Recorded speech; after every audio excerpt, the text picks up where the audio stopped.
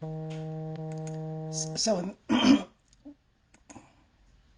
with that in mind, perhaps even thinking about all the areas, and you all started thinking about all the areas that structural racism show up. We've talked about a little bit about wealth, a little bit about education.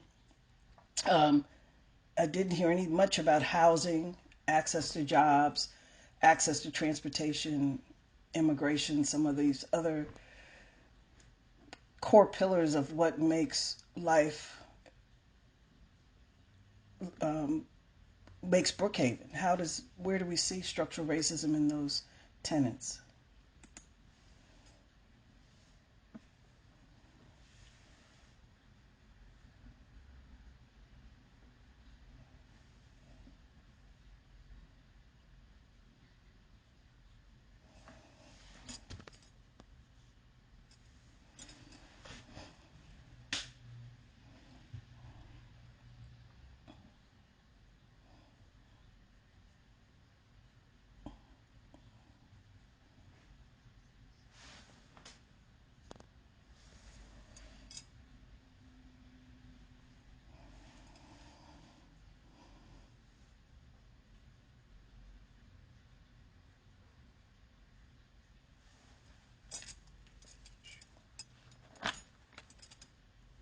Healthy living environment, especially as it relates to housing. So I'm working with the Brookhaven Tree Conservancy, and as we take a look at the impact of climate change coming on the city of Brookhaven, we're dealing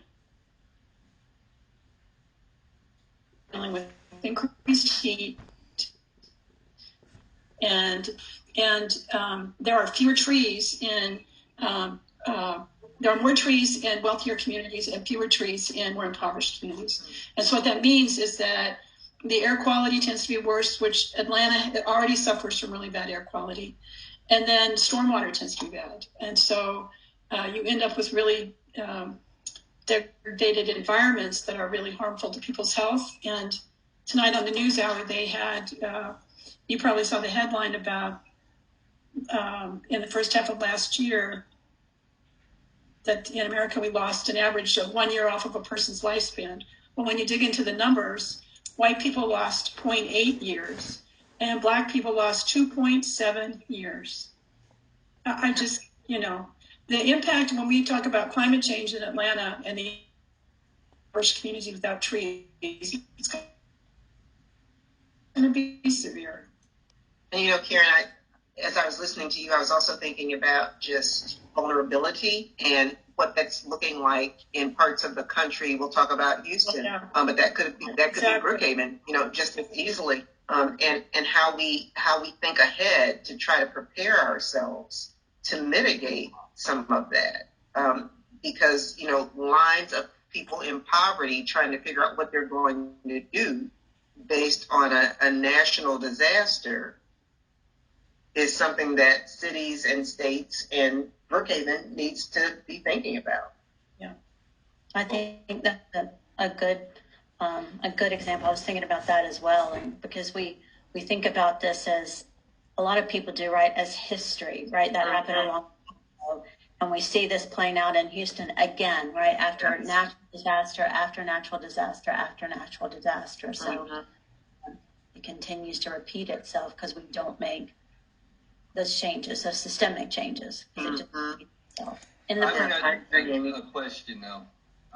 When we're having discussions about the discrepancies in the areas and the quality of life in those areas because of such things as green spaces and things like that, we have to understand that the decisions to develop these areas in that form fall within the boundaries of the city charter.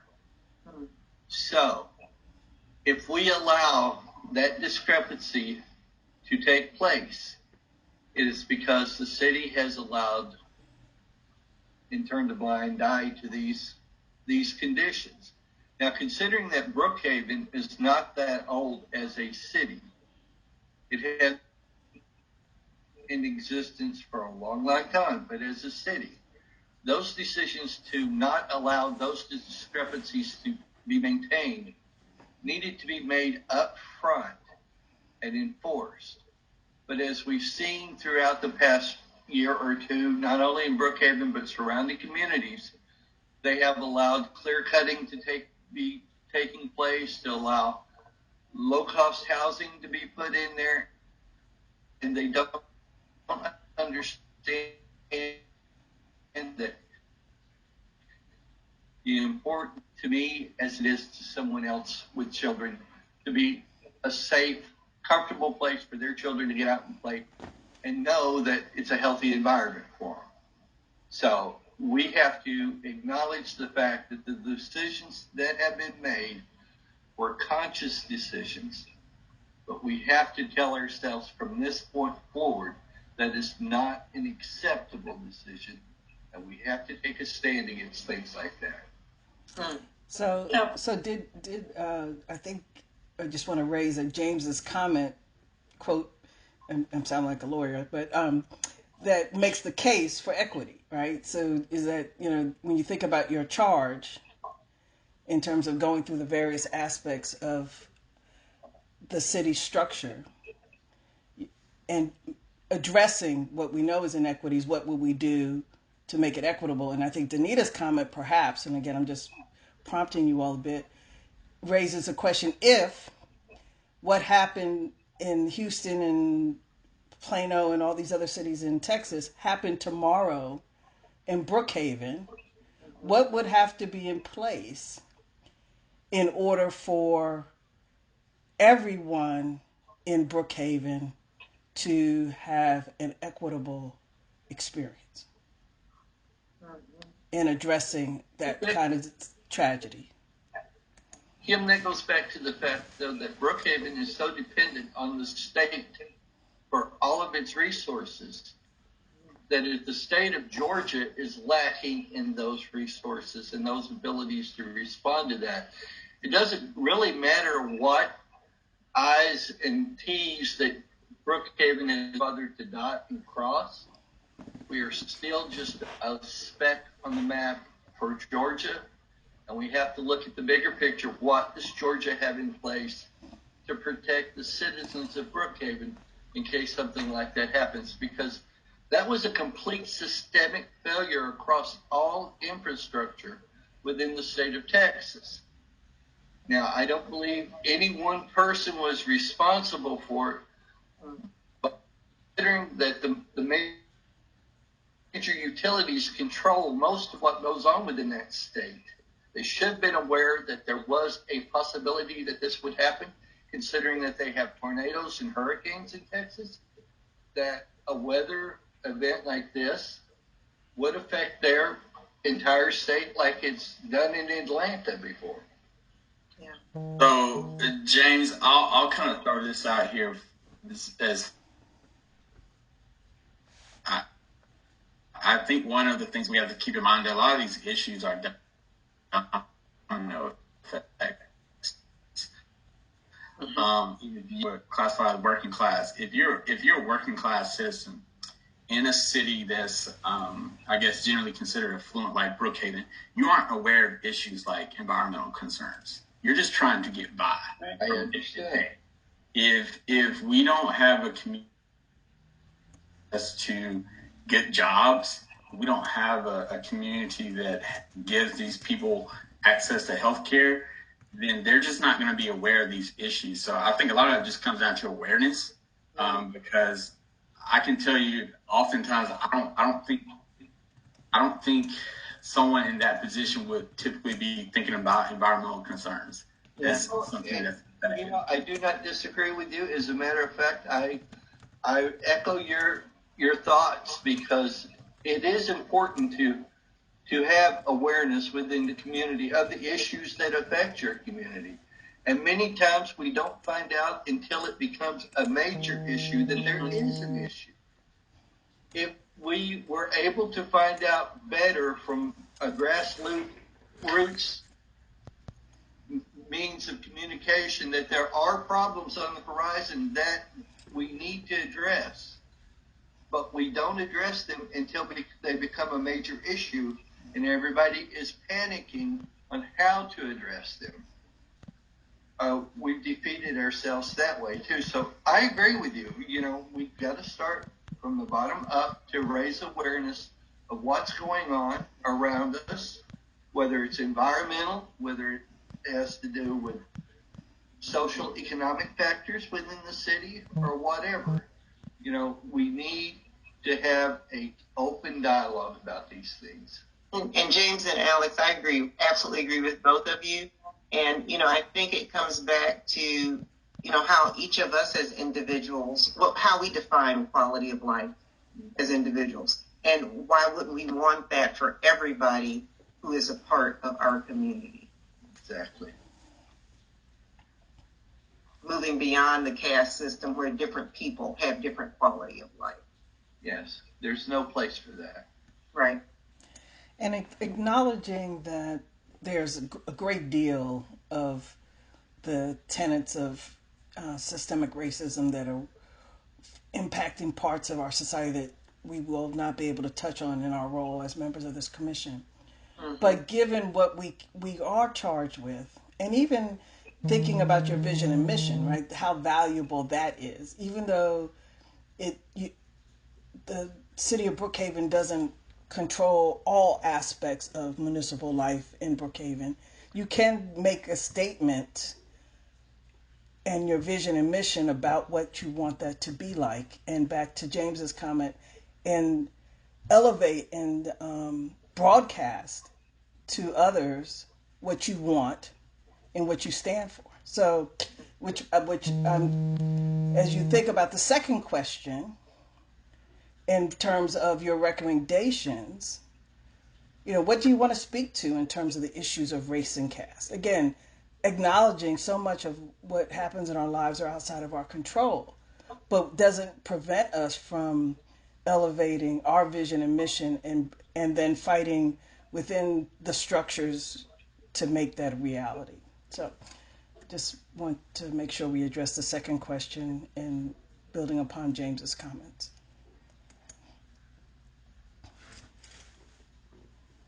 I think going back to, maybe it was either James or Alex, I think talking about documents, I think it would be good for us to make a recommendation that for all these documents that various commissions at Brookhaven use to make decisions about neighborhoods in the city, that there's a review conducted so that we make sure, to Danita's point, that we are setting each neighborhood up to have the same quality of life. I know that there's something called the character area study, where they break down different neighborhoods in the city and then they describe the vision for each neighborhood, and they have a lot of attributes. And I kind of stumbled upon that by accident, but that would be a document we would probably want to suggest that they review and see if there's just any implicit biases in there that may be, to Alex's point, that we can help a community think beyond just basic needs to help them have the same quality of life. I really like that. Yeah. I do too. I think the other, maybe just tagging on to that, is just looking at defining economic development differently, because in many cities or in our state, right, we celebrate maybe, and this isn't applicable just to Brookhaven, but we celebrate like an Amazon or a Google or somebody announcing they're coming to Georgia or coming to our state or our city. But in some cases, that economic development, again, because all the systemic racism is present and we live in a caste system, it actually harms those that are underserved in many ways. And so within Brookhaven, how do we define economic development, and do we define that with a lens of, again, racial equity for all? I really like that, Amy. And Karen, in our notes, just really linking what Amy just said to just this concept of vulnerability. And, that means different things to different people. But it's very much a part of this whole caste system. Which then perhaps raises the question that you'll of course, delve into over the months to come.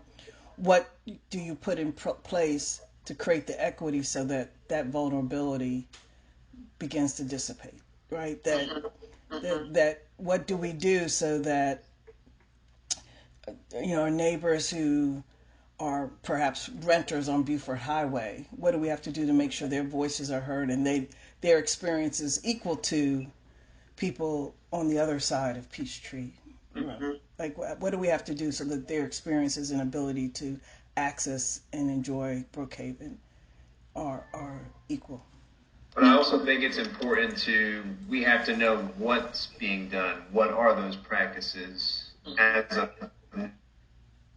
now in order to kind of deep dive into these issues and see what we can do, because we can't really change anything if we don't even know what's going on or who's being affected and how they're being affected. So I think it's important to recognize. Yeah, completely agree. And that goes back directly to Alex's point, I think. When you have a more impoverished neighborhood that they're just working to have a job and food on the table, they're probably not paying attention to what the city's doing. And so that's a problem. Well, one thing I think that we really need to look at when we look at different groups in different levels within Brookhaven is what are the expectations? Because a lot of times people have wants and needs that they don't voice because they're afraid if they voice it, they're going to cut themselves off from the resources they need to get by. We need to really dive into what are the expectations of the citizens of Brookhaven, all of the citizens of Brookhaven as a group, and not just a select few, because it would be a crime to exclude anybody, but it would also be a shame to overcorrect in any area. We have to make sure that any corrections that we recommend are beneficial corrections for everybody across the board, not just one particular group. And I'm not saying that to be snotty about anything. I'm saying it from background of seeing what happens when you have somebody within your group who is misbehaving. Instead of doing on-the-spot correction with the one person, you punish the whole group. And that never is effective. So, let's find out what the expectations are, because most of life is just managing expectations anyway. So if we find out what the true expectations are, what the people are seeking from their government, and then make recommendations that take care of those expectations, it should be helpful. It won't always solve the problem, but it should help. Mm-hmm.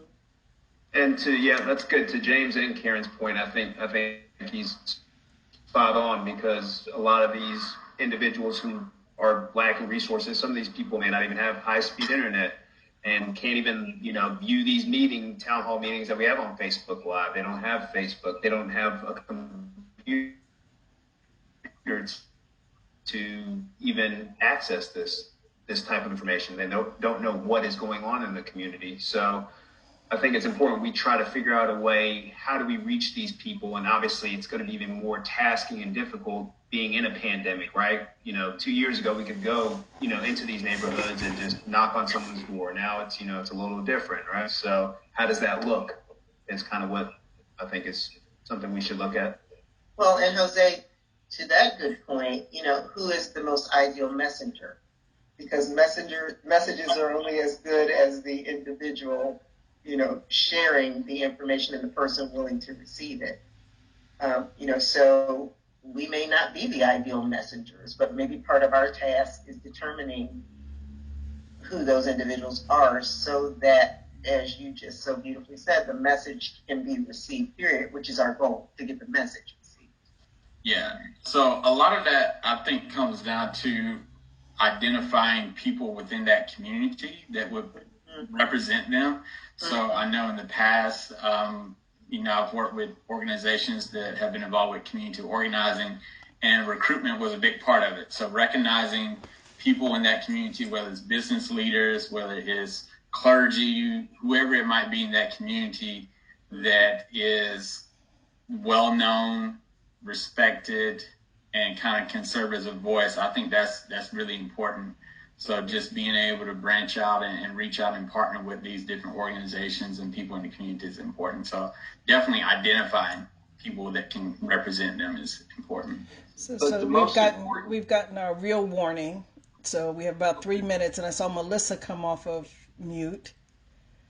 Well, go ahead, Melissa. Yeah, I was going to bring up a lot of the points that had already been mentioned, but about getting into the community, hearing the voices and those, Jose, I loved your point about access and not having the internet and not having the computer to view the meetings or even be part of the commission from those lack of resources. And then, Alex, your point about identifying the community leaders to go in and then acknowledging that in Brookhaven, language is going to be maybe a barrier as well. And acknowledging that, I know in the first meeting, we had asked for comments in Spanish as well as English, and being inclusive in those ways to make sure that all of our materials address the majority, as much as the population of Brookhaven as we possibly can. Yeah.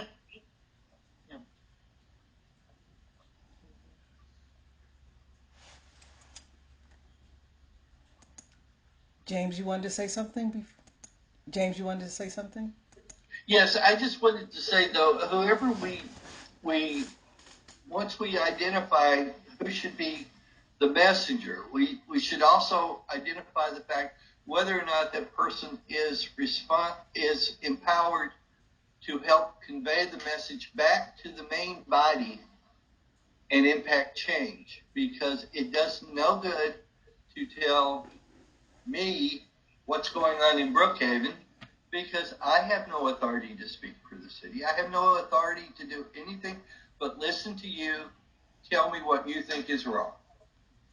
So I don't think there's one messenger, right? There's one Messiah. There's different community leaders. There has to be that will. But correct. Yeah, we need those leaders to be involved and convey that back to us. Absolutely. Mm-hmm.